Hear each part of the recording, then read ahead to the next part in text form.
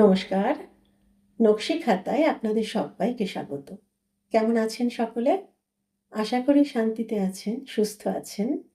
আজ যে গল্পটি পড়ে শোনাবো তার নাম আদিম। লেখা শ্রদ্ধেয়া লেখিকা শ্রীমতী আশাপূর্ণা দেবী।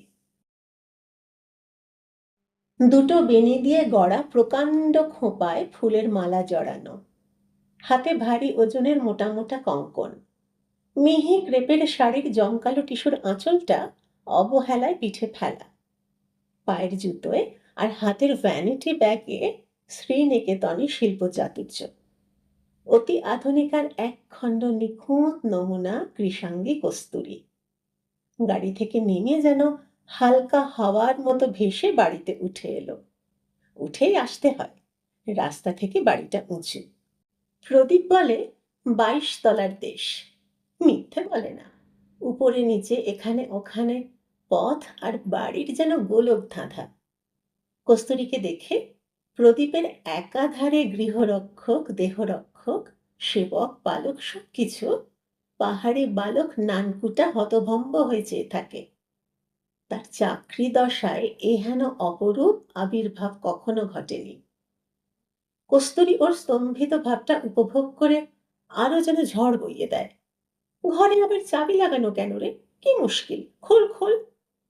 বলা বাহুল্য, এমন দরাজ হুকুমের পর ইতস্তত করা অসম্ভব। নানকু সসম্ভ্রমে দোরটা খুলে দেয়। ভ্যানিটি ব্যাগটি দোলাতে দোলাতে দিব্য সপ্রতিভভাবে ঘরে ঢুকে পড়ে কস্তুরী। আর ঢুকেই প্রদীপের টেবিলের কাগজপত্র উল্টে পাল্টে তছ নচ করতে থাকে। কবি কোথাও কিছু লিখে ছড়িয়ে রেখে গেছে কিনা। ও বাবা, প্যাডের মধ্যে এ যে চিঠি! কস্তুরীকে মনে আছে তাহলে? আজ মাস 2-2.5 তো প্রায় চিঠিপত্র বন্ধ। মাঝে মাঝে দু এক ছত্র যা পাঠায়, সে আর চিঠি নয়, নেহাতি দায়সারা কুশল বার্তা। আরে, এ যে রীতিমতো সাহিত্য। চেয়ারটা টেনে নিয়ে বসে পড়ে প্যাডটা খুলে ধরে কস্তুরী। তর সয় না। বাস রে, এসব আবার কি লিখছে প্রদীপ? রাত জেগে তোমায় চিঠিটা লিখছি কস্তুরী। রাত্রে আজকাল জেগেই থাকি প্রায়। কিছুতেই কেন জানি না ঘুম আসতে চায় না। তবু এই জেগে থাকা আমার খারাপ লাগে না। মনে হয় রাতে ঘুমিয়ে থেকে ভারী ভুল করি আমরা।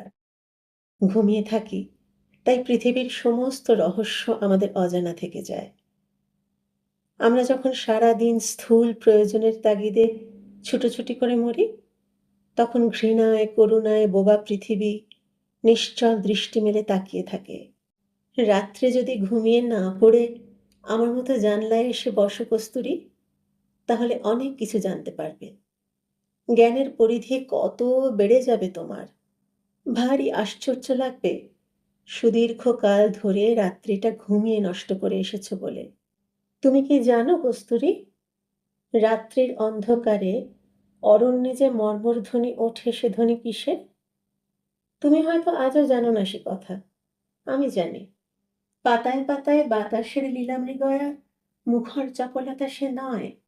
সে ধ্বনি কোটি কোটি অশরীরী আত্মার বিক্ষুব্ধ আর্তনাদ। প্রতিদিন, প্রতি রাত্রে, মুহূর্তে মুহূর্তে নিষ্ঠুর নিয়মের নিষ্করুণ আকর্ষণে যে সব হতভাগ্যরা আশ্বাস আকাঙ্ক্ষার ভরা পাত্র নামিয়ে রেখে এই শোভা সম্পদময়ী ধরণী থেকে অসময়ে স্খলিত হয়ে পড়ে যাচ্ছে, অনন্ত শূন্যের ক্ষুধার্ত জঠরে দলে দলে উঠে আসে তারা। অনুকারের অসাবধান অবসরে উঠে আসে ছেড়ে যাওয়া পুরনো পৃথিবীর বুকে। উঠে এসে অবাক হয়ে যায় তারা, বেদনায় বিদীর্ণ হয়ে যায়, ধিক্কারে স্তম্ভিত হয়ে যায় পৃথিবীর দুর্ব্যবহারে। এসে চিনতে পারে না কিছু, খুঁজে পায় না নিজের পুরনো জায়গাটাকে। বুঝতে পারে না কোথায় হারিয়ে গেল। তাকে হারিয়ে ফেলার গভীর ক্ষত চিহ্নটা জানত না। মমতাহীনা পৃথিবী হারিয়ে ফেলবার সঙ্গে সঙ্গেই নিমিষে মুছে ফেলে ক্ষতর সকল চিহ্ন। নতুন করে নিজেকে সাজিয়ে নেয় আগামী নতুনের জন্য। কাউকে হারিয়ে ফেলে হাহাকার করতে বসবে, এত সময় পৃথিবীর হাতে নেই। বুঝতে পেরে ওরা ক্ষুব্ধ অপমানে দলে দলে গিয়ে জড়ো হয় অরণ্যে অরণ্যে। পাতায় পাতায় ছড়িয়ে পড়ে ওদের হতাশ হাহাকার, যেন মাথা কুটে কুটে সাড়া তুলতে চায় মমতাহীনার প্রস্তরীভূত বক্ষ পঞ্জরে। বুঝে মনে পড়িয়ে দিতে চায়, আমি ছিলাম, আমি ছিলাম। একদা তোমার এই শোভা সম্পদের উপর 16 আনা অধিকার ছিল আমার।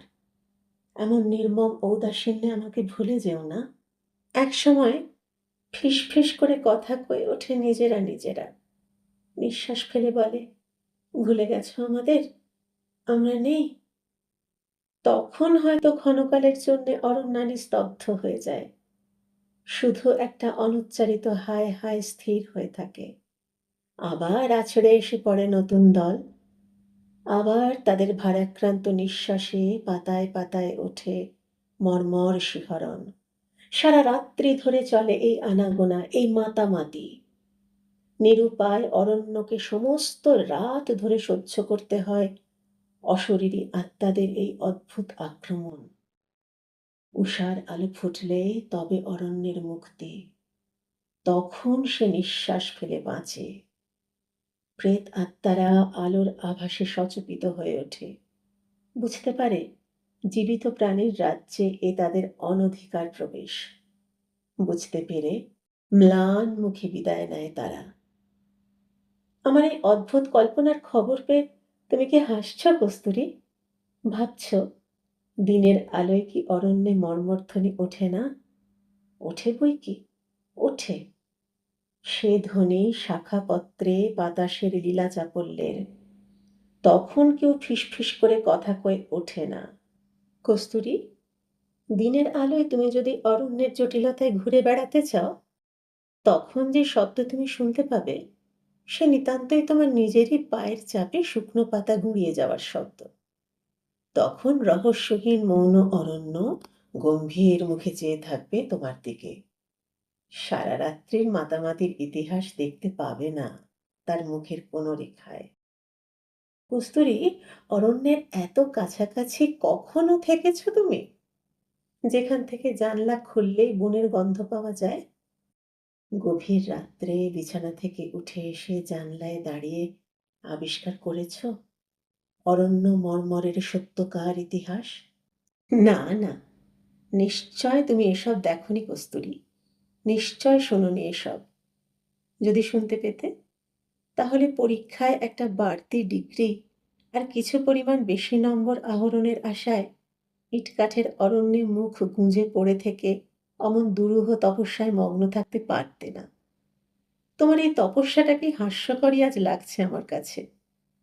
আকাঙ্ক্ষার পরিধি কত ছোট হয়ে গেছে আমাদের। ভাবলে তোমার বিস্ময় লাগে না কস্তুরী? পড়ে হাসছ, কিন্তু সত্যি বলছি, কেন জানি না রোজ রাত হলেই এই অদ্ভুত কল্পনায় যেন পেয়ে বসে আমাকে। কি হাস্যকর লাগে নিজেদেরকে, কি তুচ্ছ লাগে দৈনন্দিন জীবন সংগ্রামের সহস্র খুঁটিনাটি। কিছুদিন আগে একটা ঘটনা ঘটে গেল এখানে। চিঠিতে খুলে লেখবার উপায় নেই, দেখা হলে বলবো। আমার মনে হয় হয়তো এ সমস্ত সেই ঘটনারই প্রতিক্রিয়া। সত্যকার একটা পরীক্ষা না এলে প্যাডটা উল্টে পাল্টে দেখে কস্তুরী। না, আর কোথাও কিছু লেখা নেই। নিশ্চয় রাত্রে লিখতে লিখতে ঘুমিয়ে পড়েছিলেন কবি। তারপর ভোর না হতেই ছুটেছে চাকরি বজায় রাখবার কঠোর তপস্যায়। মৃদু একটু হাসি ফুটে ওঠে কস্তুরীর ঠোঁটের কোণে। আহা বেচারা, ও কি জানতো 350 মাইল দূর থেকে হঠাৎ এসে পড়ে কস্তুরী ওর কাব্যের উপর হানা দেবে। নিশ্চয় আবার আজ রাত্রে খাওয়া দাওয়া সেরে 2-4টে সিগারেট ধ্বংস করে নিয়ে মৌজ করে বসে অসমাপ্ত চিঠিখানা শেষ করত কথার জাল বুনে বুনে। মধুর রসের প্লাবন বইয়ে ফেলেও কস্তুরীকে ভাসিয়ে নেওয়া সম্ভব হয়নি বলেই বোধহয় এবারে অদ্ভুত রসের আমদানি করতে শুরু করেছে প্রদীপ। অরণ্য মর্মরের সত্যি ইতিহাস। রৌদ্রদগ্ধ বহিঃপ্রকৃতির দিকে একবার তাকিয়ে দেখে আর একবার হেসে ওঠে কস্তুরী। আহা বেচারা রে, শক্তি সামর্থ্যওয়ালা এতখানি লম্বা চওড়া পুরুষজাতটাকে বিরহ জিনিসটা কি কাবুই না করে ফেলে। তা নয়তো সমস্ত দিন খেটে খুটে এসে ইঞ্জিনিয়ার সাহেব কিনা মাঝরাত্রে জানলা খুলে জঙ্গলের দিকে তাকিয়ে বঞ্চিত আত্মাদের অতৃপ্ত হাহাকার শুনতে বসেন। মাথা খারাপ। কিন্তু ঘটে যাওয়া ঘটনাটা কি? প্যাটটা চাপা দিয়ে ভ্যানিটি ব্যাগটা লুফতে লুফতে ঘরের বাইরে বেরিয়ে আসে কস্তুরী। বাচ্চা চাকরটাকে ডাক দিয়ে প্রশ্ন করে, ওহে বীরভদ্র, তোমার সাহেব কখন ফিরবেন জানো? পাহাড়ি ছেলেটার ভাগ্যে এমন একটি গরীয়সী প্রশ্নকারিণী কখনো জুটেছে কিনা সন্দেহ। তবে সে বিগলিত কৃতার্থে এক গাল হেসে ভাঙা বাংলায় যা বলে সেটা কস্তুরীর পক্ষে খুব হৃদয়গ্রাহী হয় না। সন্ধ্যার আগে প্রদীপের ফেরবার কোনো আশাই নেই নাকি। আর এখন সবে বেলা 11টা, অর্থাৎ কমপক্ষে এখনো ঘন্টা 7 একা থাকতে হবে কস্তুরীকে। ট্রেনে এলে এইটি হতো না। যথারীতি খবর দিয়ে বেরিয়ে অধীর আগ্রহে স্টেশনে অপেক্ষমান প্রদীপের কাছে এসে নেমে পড়তে পারলেই হয়ে যেত। অপ্রত্যাশিত সৌভাগ্যে দিশেহারা প্রদীপের সেই চেহারা কল্পনা করতে পারছে কস্তুরী। তা নিজেই বা সে কি কম কবিত্বটা করে বসেছে, যেই ইচ্ছে হলো আকাশে উড়ে চলে এলো। হঠাৎ এসে পড়ার মজাটাই মনে রেখেছে, অসুবিধেটা ভেবে দেখেনি তো। এতক্ষণ কি করবে সে? স্নান আহার সেরে নিয়ে দিব্যি নিটোল একটি ঘুম দেবে? আরে ছি, অসম্ভব। তবে জুতোর চাপে শুকনো পাতা গুঁড়িয়ে গুঁড়িয়ে বেড়াবে বনের ধারে? হুম, রক্ষে করো বাবা। তাহলে প্রদীপের ঘর সংসার তছনছ করে নতুন করে গোছাতে বসবে? পুঁথিগত প্রাণা হলেও কস্তুরী যে গৃহিণীপনার অযোগ্য নয়, এ কথা প্রমাণ করে দেবে প্রদীপের কাছে। থাকগে যাক, কে অকারণ অত খাটে। সংসার করতে যখন আসবে দেখিয়ে দেবে একেবারে। তবে কি ওর খাতাপত্র বই কাগজ তল্লাশ করবে বসে বসে? আরো কি কি উদ্ভট পাগলামির নমুনা সংগ্রহ করতে পারা যায় তাই দেখতে? দূর, মজুরি পোষাবে না। সব থেকে ভালো যত ইচ্ছে আলিস্যি করে স্নানাহার পর্ব সেরে এই চাকরটার সঙ্গে গল্প জমানো। হোক না বালক মাত্র, তবু কৃতার্থ হয়ে যাবে সন্দেহ নেই। শিথিল ভঙ্গিতে খোঁপাটা খুলতে খুলতে ভ্রুভঙ্গি করে বলে, এই হাঁদারাম, তোর সাহেবের ঘর বাড়ির সব তো এক কথায় আমার হাতে ছেড়ে দিলি। বল দেখিন আমি কে? হাঁদারাম ঘাড় হেলিয়ে বলল, জানি মেম সাহেব। চমৎকার, কে তোকে বলল শুনি? কেউ বলল না, আমি বুঝেছি। বেশ করেছ। যাও এখন চানের জল দাও দেখি। হুম, তারপর তোদের এখানে কিছু খেতে টেতে পাওয়া যাবে তো? খুব। যতটা সম্ভব ঘাড় হেলিয়ে জবাব দেয় নানকু। ভারী আশ্বাসের সুর ছেলেটার কণ্ঠে। কস্তুরী হেসে ফেলে বলে, শুনে বাঁচলাম। তা কি খেতে দিবি একেবারে জেনেই প্রাণ শীতল করে যাই। কি আছে তোদের ভাঁড়ারে? কথার সুখে কথা কওয়া। খুশির পাত্র উপচে পড়লে এমনই হয় বোধহয়। পাহাড়ি ছেলেটা কস্তুরীর কৌতুক কথার অর্থ বুঝুক না বুঝুক, তবু উপযুক্ত শ্রোতার অভাবে ওর সামনেই নিজেকে ঝলসে তুলবে কস্তুরী। গানের সুরের মতো হেসে উঠবে অকারণ, গেয়ে উঠবে এক লাইন গান, কথা বলবে ছড়িয়ে ছিটিয়ে প্রয়োজনের অতিরিক্ত। প্রদীপ অনুপস্থিত, তবু সারা বাড়িতে তো তার উপস্থিতির বাতাস বইছে। এ বাড়ি কস্তুরীর, এ সংসারের ওপর যথেচ্ছ কর্তৃত্বের দাবি কস্তুরীর। ভাবতে কি অপূর্ব রোমাঞ্চ! সত্যি, বই খাতা নিয়ে তখন চলে এলেই হতো প্রদীপের সঙ্গে। নাই বা অনার্স নিত, নাই বা হতো ফার্স্ট ক্লাস ফার্স্ট। কি লাভ হবে তাতে? কি ক্ষতি হতো এ মেয়েটা যদি নাই দিত? প্রদীপ বেচারা, না কস্তুরী নিজেই বেচারি? খোলা চুল আঙুলে জড়াতে জড়াতে কস্তুরী হাস্যোজ্জ্বল মুখে বলে, কই এবার বল শুনি। ছেলেটা মহোৎসাহে জানায়, চাল ডাল আলু পেঁয়াজ ডিম মাখন ঘি আটা, কোনো বস্তুরই অভাব নেই সাহেবের ভাঁড়ারে। তবে যদি মেম সাহেবের মুরগির মাংস খাবার বাসনা থাকে, কিঞ্চিত সবুর করতে হবে। অবশ্যই বেশি দূরে নয়, ছুটে গিয়ে ওই বনের ধারে মণিহারির বউকে খবর দিয়ে আসতে যা দেরি। মণিহারির বউ? সে আবার কে? সাধারণ কৌতূহলে প্রশ্ন করে কস্তুরী। কিন্তু উত্তর শুনে কৌতূহল আর সাধারণ থাকে না, ভয়ঙ্কর হয়ে ওঠে। মণিহারির বউ, সেই যে মণিহারি, সাহেবের ট্যুরে বেরোনোর সময় তল্পি বইতো, সাহেবের গাড়ি আর বন্দুক সাফ করত, যে মারা পড়ল সাহেবেরই সেই বন্দুকের গুলিতে, তারই বউ। সাহেবের প্রাণ বাঁচাতে পুলিশের কাছে মিছে কথা বলেছে বলে ওর আত্মীয় কুটুমেরা একঘরে করে দিয়েছে কিনা। ওই বনের মধ্যে একটা চালা তুলে নিয়ে একা থাকে সে এখন, মুরগি পোষে, ডিম বেচে বেতের চুপড়ি বনে। তাকে একবার খবর দিতে পারলে কস্তুরীর বাসনা পূর্ণ হয়। এমনকি ও এসে মাংস রান্না করে দিয়ে যেতে পারে পর্যন্ত। খুব ভালো রাঁধেও। কতদিন রান্না মাংস চুপি চুপি রেখে যায় সাহেবের জন্যে।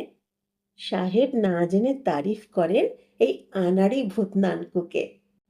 আঙুলের ডগায় খোলা চুলের গোছা এঁটে এঁটে বসেছে, লাল হয়ে উঠেছে আঙুলের ডগা। কিন্তু মুখটা, মুখটা অমন লাল হয়ে উঠেছে কেন কস্তুরীর? অদৃশ্য কোনো রজ্জুতে কেউ ওর কণ্ঠনালীটাকে জড়িয়ে জড়িয়ে পাক দিচ্ছে। ও বসে পড়েছে উঠোনে পড়ে থাকা তেলচিটে খাটিয়াটার উপর। ধুলোয় লুটোচ্ছে দামি শাড়ির ঝকঝকে আঁচলটা। এই তবে ঘটনা? অনেক কষ্টে কণ্ঠস্বরকে এইটুকু মুক্তি দিতে পারে কস্তুরী। ও, ওই মণিহারি গুলি খেলো কেন? ছেলেটা অকপট সরলতায় ব্যক্ত করে, যদিও অপরের কাছে বলতে মানা। কিন্তু কস্তুরী যখন নিতান্তই সাহেবের নিজের মেম সাহেব, তখন বলতে বাধা নেই। পুলিশ জানে বটে বন্দুক সাফ করতে গিয়ে হঠাৎ ভুল ক্রমে গুলি ছুটে মারা গেছে মণিহারি। ওর বউও বলেছে সেই কথা পুলিশের কাছে। কিন্তু আসল কথা তা নয়। রাতের অন্ধকারে সাহেব ওর চোখ দেখে বন বিড়াল ভেবে ভয় খেয়ে গুলি করেছেন। ভয়? কিসের ভয়? মানুষকে বন বিড়াল ভাববার মানে? আর্ত চিৎকার করে ওঠে কস্তুরী। ছেলেটা হতাশ ভাবে দুই হাত উল্টে বলে, কে জানি মেম সাহেব। ও পাগলটা কেন যে রাত ভোর জেগে জেগে সাহেবের জানলায় চোখ রেখে ঘর পাহারা দিত কে জানে। ওর চোখ দুটো ছিল ঠিক বন বিড়ালের মতো, রাতে আগুনের মতো জ্বলত। ঘুমের ঘোরে উঠে সাহেব হঠাৎ ভয় খেয়ে। ধীরে ধীরে ধাতস্থ হচ্ছে কস্তুরী, গম্ভীরভাবে বলে, তা ওর বউ পুলিশের কাছে মিছে কথা বলতে গেল কেন? ছেলেটা যেন কস্তুরীর অবজ্ঞায় অবাক হয়ে যায়। নিজে নিতান্ত বিজ্ঞের মতো বলে, না বললে সাহেবের নামে কেস হতো না? হতোই বা। উদ্ধত স্বরে বলে কস্তুরী, সাহেবের ফাঁসি হলে ওর কি লোকসান ছিল? ওর নিজের স্বামী খুন হয়ে গেল। ছেলেটা নিজের ঠোঁটের উপর একটা আঙুল ঠেকিয়ে কণ্ঠস্বর খাটো করবার ইঙ্গিত জানায় কস্তুরীকে। চুপি চুপি প্রতি প্রশ্ন করে, সাহেবের ফাঁসি হলে ওর আদমি বেঁচে উঠত? এত বড় মহৎ প্রশ্নের উত্তর সাধারণ মানুষের কাছে থাকে না। কিন্তু কস্তুরী কেন সেই মহানুভব নারীর কাছে কৃতজ্ঞ হচ্ছে না, যার একটি মাত্র কথায় ফাঁসি হয়ে যেতে পারত কস্তুরীর স্বামীর? সে সুযোগ গ্রহণ না করে সে নিজের স্বামী হন্তার প্রাণ রক্ষা করেছে। বরং আরো রুক্ষ, আরো ক্রুদ্ধ স্বরে মন্তব্য করে বসে কস্তুরী, নাই বা বাঁচল, মানুষ খুন করলে ফাঁসি হওয়াই তো উচিত। পাহাড়ি ছেলেটা চমকে মুখ তুলে এক নিমিষ তাকিয়ে থাকে কস্তুরীর মুখের দিকে, তারপর গম্ভীরভাবে বলে চলে যায়, গোসলখানায় জল দিচ্ছি। 7 ঘন্টা অপেক্ষা করতে হয় না, বেলা 3টের মধ্যেই এসে পড়ে প্রদীপ। এরোড্রামের এক ছোকরা কর্মচারী কি সূত্রে যেন চিনত কস্তুরীকে। সেই শতপ্রবৃত্ত হয়ে খবর দিয়েছে প্রদীপকে। ছুটে এসেছে প্রদীপ গাড়িখানায় হাওয়া গাড়ি নাম সার্থক করে। ছুটে এসেছে বিস্ময়, আনন্দ আর উৎসাহে জলজল করতে করতে। না, নিজেকে আর আটকে রাখতে রাজি নয় সে। ছোকরা চাকরটার সামনেই কস্তুরীকে প্রায় জড়িয়ে ধরে আর কি। কি আশ্চর্য! কস্তুরী কি কঠিন আর কি নিরুত্তাপ। জমাট কঠিন হিমশীতল একখণ্ড বরফ স্বামীকে উপহার দেবে বলেই কি এই হিমপাহাড়ের দেশে ছুটে এসেছে কস্তুরী? রোদ পড়া বরফের মতোই কি ভয়ানক ঝকঝক করছে ওর সাদা উজ্জ্বল চোখ দুটো। কি হলো কস্তুরী, শরীর খারাপ লাগছে? শরীর? হেসে ওঠে কস্তুরী। আশ্চর্য রকমের ভালো লাগছে। পাহাড়ে হাওয়ায় এক্ষুনি খিদে বেড়ে যাচ্ছে। প্রদীপ ব্যথিত স্বরে বলে, এলে যদি তো অমন দূরে কেন কস্তুরী? কি অদ্ভুত লাগছে তোমাকে, তুমি বলে যেন চেনাই যাচ্ছে না। কস্তুরী আরেকবার হাসির ঝিলিক দিয়ে ওঠে। রাত জেগে ক্ষুধিত আত্মার নিঃশ্বাস শুনে শুনে তোমার পার্থিব দৃষ্টিটা কিছু খাটো হয়ে গেছে বোধহয়। ওহ, তুমি আমার চিঠিটা পড়েছ বুঝি? চমকে ওঠে প্রদীপ। ওসব আমার অর্থহীন পাগলামি। দেখলে কেন, লিখেছিলাম তোমাকে, কিন্তু পাঠাতাম না। তুমি এসে এসব দেখে ফেললে। অন্যায় হয়ে গেছে না? কস্তুরী বাঁকা কটাক্ষে বলে, হঠাৎ বড় অসুবিধায় পড়ে যেতে হলো কেমন? যাক, কালই ফিরছি, বেশি অসুবিধা বাড়াবো না। ব্যাকুল প্রদীপ এ রহস্যের মীমাংসা করতে পারে না। এমন হঠাৎ এসে পড়ল কেন কস্তুরী? এসেছে যদি, তো এমন দূরত্বের আবরণে ঘিরে রেখেছে কেন নিজেকে? কেন ওর স্বভাবসিদ্ধ প্রগল্ভতায় বেপরোয়াভাবে স্বামীর কণ্ঠলগ্ন হয়ে ঝুলে পড়ে বলছে না? কি মজা করলাম বলো তো, কেমন জব্দ? চিঠি না দিয়ে নিশ্চিন্ত হয়ে থাকবে আর? যাকে, এখন আর রহস্যভেদের চেষ্টা করে লাভ নেই। রাত্রিটা তো হাতে আছে। সমস্ত দ্বন্দ্ব, সমস্ত বাধা, যত কিছু অভিমান আর ভুল বোঝার মধুর পরিসমাপ্তির আশ্বাস নিয়ে এখন চলুক সাধারণ আতিথ্যের পালা। তা সেটা উভয় পক্ষে চলে। ভদ্রতা আর সৌজন্যের কে কত নিখুঁত অভিনয় করতে পারে তার প্রতিযোগিতা চলে যেন। চা খাওয়া সারা হতে বেলা পড়ে যায়। প্রদীপ বলে, চলো কস্তুরী, বেরিয়ে আসা যাক একটু। বেড়াতে? কোথায়? বনে জঙ্গলে, যেখানে তোমার খুশি। আজ সব তোমার ইচ্ছে। কস্তুরী তীক্ষ্ণ হেসে বলে ওঠে, বনের পথটা তোমাকে ভীষণভাবে টানে, তাই না? প্রদীপ একটু থতমত খেয়ে ওর দিকে তাকায়, তারপর অবাক হয়ে বলে, ঠিক বলেছ কস্তুরী, সত্যি। অরণ্য যেন অবিরত আমাকে আকর্ষণ করতে থাকে। কেন বলতো? নিজেই বুঝতে পারি না আমি কেন এমন হই। কতদিন মাঝরাতে ইচ্ছে করে বেরিয়ে পড়ি, দেখি কি রহস্য লুকোনো আছে ওখানে। কোনো কিছুতেই ওকে ভুলে থাকতে পারি না আমি। তুমি বলতে পারো কস্তুরী, কেন এমন হয়? পারি, গম্ভীরভাবে উত্তর দেয় কস্তুরী। বুনো পাহাড়ি মেয়েরা অনেক কিছু মন্ত্রতন্ত্র তুকতাক জানে। ওর মানে? ও আবার কি একটা যা খুশি উত্তর হলো। ও কথা বললে যে? বললাম এমনি। চলো চলো, দেখে আসি তোমার অরণ্যের আত্মাকে। দূর চাই। প্রদীপ চেষ্টাকৃত লঘু স্বরে বলে, কি দুপাতা ছাইপাঁশ বাজে কথা লিখে রেখে তোমার মাথাটাকেই বিগড়ে দিয়েছি দেখছি। বেড়াতে বেড়াতে সন্ধ্যা পার হয়ে যায়। কৃষ্ণপক্ষের মৃদু জ্যোৎস্না গাছের ফাঁকে ফাঁকে কোথাও হালকা, কোথাও ঘন হয়ে দাঁড়িয়ে আছে। পায়ের চাপে চাপে শব্দ উঠছে শুকনো পাতা গুঁড়িয়ে যাওয়ার। আগে কিছু কথা হচ্ছিল, ক্রমশ বন্ধ হয়ে গেছে। নির্বাক দুটি প্রাণী যেন কোন অমোঘ বন্ধনে বন্দী হয়ে যন্ত্রের মতো চলেছে পাশাপাশি।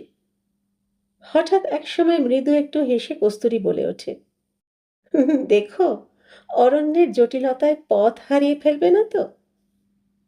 প্রদীপ দাঁড়িয়ে পড়ে, একটু চুপ করে স্থির স্বরে বলে, বোধ করি অমনি কোনো সন্দেহ তোমার পথকে জটিল করে তুলছে কস্তুরী। তুমি নিশ্চিন্ত থেকো, আমার পথ হারাবে না। আমার ধ্রুব তারা আছে। কই, কোথায়? একটু দুর্বল আর ফ্যাকাশে শোনায় কস্তুরীর গলা। বাহ, বলে খেলো হব কেন, সে হলো নিজের জিনিস। উত্তর দিতে গিয়ে থমকে দাঁড়িয়ে পড়ে কস্তুরী। সবাই বলে, বনের ভেতর ওখানে আলো কিসের? আলো নয়, আগুন। শুকনো পাতা জেলে ভাত রাঁধছে। ও কি, ও কি, পাথর ছুটছ কেন? কি সর্বনাশ! হঠাৎ কি? পথ থেকে কুড়িয়ে নেওয়া ভারী পাথরের টুকরোটা হাত থেকে ফেলে দিয়ে কস্তুরী প্রায় হাঁপাতে হাঁপাতে বলে, দেখতে পাচ্ছ না, ওখানে কি যেন একটা বুনো জানোয়ার বসে রয়েছে। কি ভয়ানক! ও যে মণিহারের বউ, ওই তো পাতা জেলে ভাত রাঁধছে। কিম্ভূত মতো বিশ্রী জব্বা জাব্বা পড়ে আছে বলে ওইরকম দেখাচ্ছে। ওর গল্প করব তোমার কাছে। এখন বলছো জানোয়ার, শুনে বলবে দেবতা। ও আমার প্রাণদাত্রী, তা জানো? আচ্ছা, এখন পরিচয় করিয়ে দিই, পরে সব বলবো। ওরে এই বউ, এ মনিয়ার বউ রে। পায়ে পায়ে দুজনেই বেশ খানিকটা এগিয়ে গেছে ততক্ষণে। সাড়া পেয়ে আগুনের কাছ থেকে উঠে আসে মানুষটা। উঠে এসে দাঁড়িয়ে পড়ে। কথার উত্তর দেয় না। নিষ্পলক দৃষ্টিতে চেয়ে থাকে পাশাপাশি দাঁড়িয়ে থাকা দুটো মানুষের দিকে। গাছের সারি এখানে পাতলা, জ্যোৎস্না যেন খানিকটা হাঁপ ফেলে বেজেছে। সেই মৃদু জ্যোৎস্নায় সামনাসামনি স্থির হয়ে থাকে দু জোড়া চোখ। খুব স্পষ্ট কিছুই দেখা যায় না। অস্পষ্ট হয়ে গেছে শিফন শাড়ি, ওমেগা ঘড়ি, জয়পুরি কঙ্কন আর শান্তিনিকেতনী বটুয়া। অস্পষ্ট হয়ে গেছে বহু ব্যবহৃত ঘাগরার গায়ে বেরঙা ছিটের তালি, দড়া দড়া সেলাই। অস্পষ্ট হয়ে আছে সমস্ত পরিবেশ। স্পষ্ট হয়ে উঠেছে শুধু দু জোড়া চোখ। কি আছে সে চোখে? প্রভু পত্নীর প্রতি সসম্ভ্রম সমীহ, স্বামীর প্রাণদাত্রীর প্রতি সুগভীর কৃতজ্ঞতা? না, সে চোখে আছে শুধু আদিম অরণ্যের নিবিড় ছায়া, অথবা ছায়া নয়, আগুন। আগুন যারা জ্বালতে জানতো না, সেই গুহাবাসিনী আদিম প্রপিতামহীদের চোখে যে আগুন ঝিলিক মারত, সেই আগুন। পরিবেশটা সহনীয় করে তুলতে প্রদীপ বুঝি বলতে চেষ্টা করে, কিরে, রান্না করছিস? কিন্তু গলা দিয়ে ওর স্বর ফোটে না। যেমন এসেছিল তেমনি ফিরে যায় মণিহারির বউ, শুধু অবহেলার একটা সেলাম জানিয়ে। ফেরার পথে হালকা হাসির ভঙ্গিতে কস্তুরী বলে, হু হু, কি ভয়ানক চোখ দুটো ওর, যেন জ্বলছিল। ভাগ্যিস তোমার বন্দুকটা সঙ্গে ছিল না, থাকলে হয়তো বা বন বিড়াল ভেবে গুলি করে বসতাম। চমকে ওঠে প্রদীপ। কে বলল ওকে? মুহূর্তে সব স্পষ্ট হয়ে যায় ওর কাছে। ওহ, তাই তাই এই ভাবান্তর কস্তুরীর। কিন্তু বেশ স্থির কৌতুকের ভঙ্গিতেই বলে, তবু ওর বাঁচাটা নিতান্তই ভাগ্য বলতে হবে, নইলে অস্ত্রের অভাব তো ছিল না কস্তুরী। আদিম পৃথিবী সেই আদিম বর্বর যুগ থেকে এই সভ্য ভব্য আণবিক যুগ পর্যন্ত মানুষের হাতের কাছে পাথরের টুকরোর যোগান ঠিকই রেখেছে। প্রস্তর যুগ শেষ হয়ে গেছে বলে সেসব অস্ত্রে কাজ হয় না তা তো নয়। গল্পটি শেষ হলো।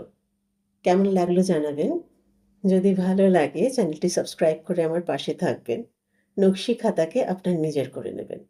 সকলে খুব ভালো থাকুন, আনন্দে থাকুন, সুস্থ থাকুন, পরিবারকে নিয়ে শান্তিতে থাকুন। শিগগির দেখা হচ্ছে। আজ আসি।